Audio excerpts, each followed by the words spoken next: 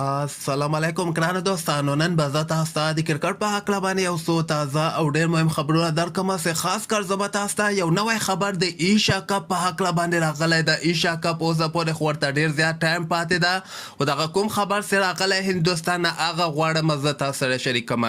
او بل به زه تاسو ته یو ډېر د خوشحالۍ خبر هم درکړم چې تېره ورځ یوه تمریناتي لوبه پریکټس لوبه د افغانستان چې استرالیا کلب سره لوبېدلې ول، هغه لوبه بیا افغانستان ګټلې ده.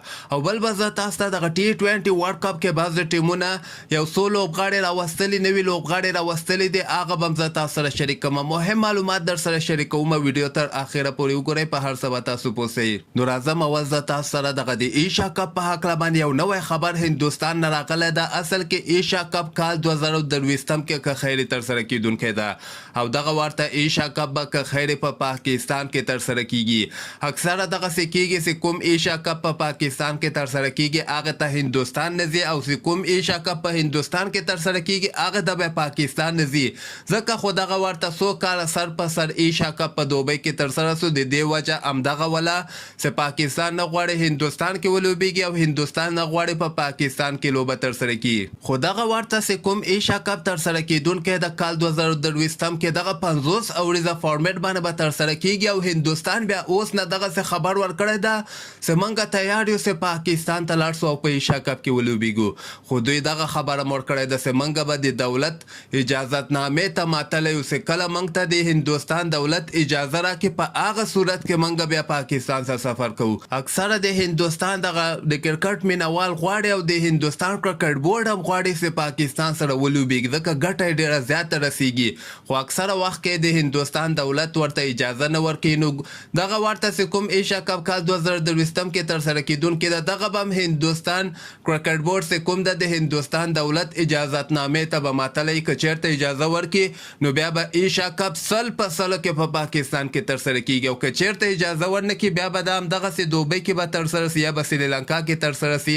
هغه به بیا کال 2023 کې که خیر بیا معلوم سي چې دغه چېرته ترسره کیږي. خو مسقط هندوستان اوس نه دغسې خبر ورکړی ده، یعنې موږ تیار یو چې ایشیا کپ چې کوم پاکستان کې ترسره کیدونکی ده دغلته پاکستان ته سفر وکړو. او بل به زه تاسو ته وایم چې د افغانستان لوبغاړو د استرالیا یو کلب سره تېره ورځ درېیمه تمریناتي لوبه ترسره کړې ده، او دغه لوبه بیا افغانستان ګټلې ده.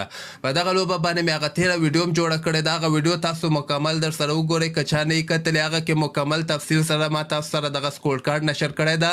او په دغه لوبه کې فاضل حق فاروقي 3 لوبغاړي آوټ کړي دي.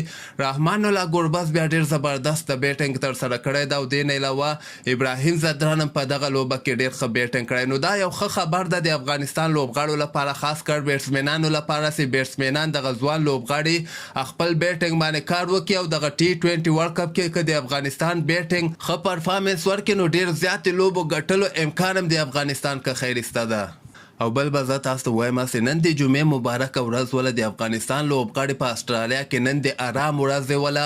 نو دغلته جمعې مونځ هم دوی وکړه په یو جومات کې، او هغې نه وروسته بیا د مختلف ځایونو کې استرالیا کې چې کوم ښه ځایونه دي دغلته دوی چکر باندې تللي ول، او دغه عکسونه هم نوي عکسونه چې کوم تاسو کتلی سئ دغه دوی اپلوډ کړي دي خپل دغه انسټاګرام کې، فیسبوک کې، ټویټر کې. نو هغه ځینه ما وغوښتل چې دغه عکسونه هم زه تاسو سره شریک کړم چې په دغه کې دغه قیس احمد رشید خان او دې نه علاوه عظمت الله عمرزی او فاضل حق فاروقي، رحمان الله ګربز دغه ټول لوبغاړي په چکر باندې وتلي ول. او په آخره کې به زه تاسو ته وایم چې دغه د پاکستان له طرف نه په T20 سکواډ کې فخر زمان اضافه شوی ده. فخر زمان صرف اضافه کړی ده. شعیب ملک ته دوباره یو ځل بیا یعنې چانس نه ده ورکړی. شعیب ملک اصل کې بابر اعظم نه غواړي چې شعیب ملک د پاکستان ملي ټیم سکواډ کې ور اضافه کړي، ځکه شعیب ملک ډېر پخوانی لوبغاړی ده. حالانکه نن سبا ښه فارم کې هم ده، خو بیا هم بابر اعظم شعیب ملک نه غواړي چې د پاکستان لپاره نوره لوبه ترسره کړي. خو پښتون لوبغاړی فخر زمان په دغه سکواډ کې د عثمان قادر په ځای باندې ور اضافه شوی ده، او دغې نه علاوه شاهین شاه فرید هم فټ شوی ده. هغه به هم استرالیا ته سفر کوي، او هلته به د پاکستان ټیم سره یو ځای کیږي. او د هندوستان چې کوم دغه جسپریت بومرا انفیټ شوی دی هغه په ځای باندې بیا محمد شمی ته چانس ورکړ حالانکه محمد سراج یو بل فاست بالر ډېر ښه ځلېدلی اوسې ساوث افریقا سره چې کوم سیریز ترسره شوی خو هغه ته یې چانس ورنه کړ بلکې محمد جسپریت بومرا په ځای باندې اعلان کړی دا او همدغسې د بنګلادیش کې هم یو دوه تبدیلیانې راوستلې دي چې سومیا سرکار لیفټ هینډ بیټسمین ده هغه یې ور اضافه کړی ده او نور بقای هم هغه پخواني سکواډونه دي او سبا یې اخرنی تاریخ ده سبا پورې دغه نورو ټیمونو سره وخت ده که کومه تبدیلي راوستلی سي ځکه 15 اکتوبر نه وروسته بیا دوی نسي کولی چې په دغه سکواډ کې کوم لوبغاړی ور اضافه کړي نو همدغسې تازه خبرو لپاره تاسو دغه چینل هم در سره سبسکرایب کولی سئ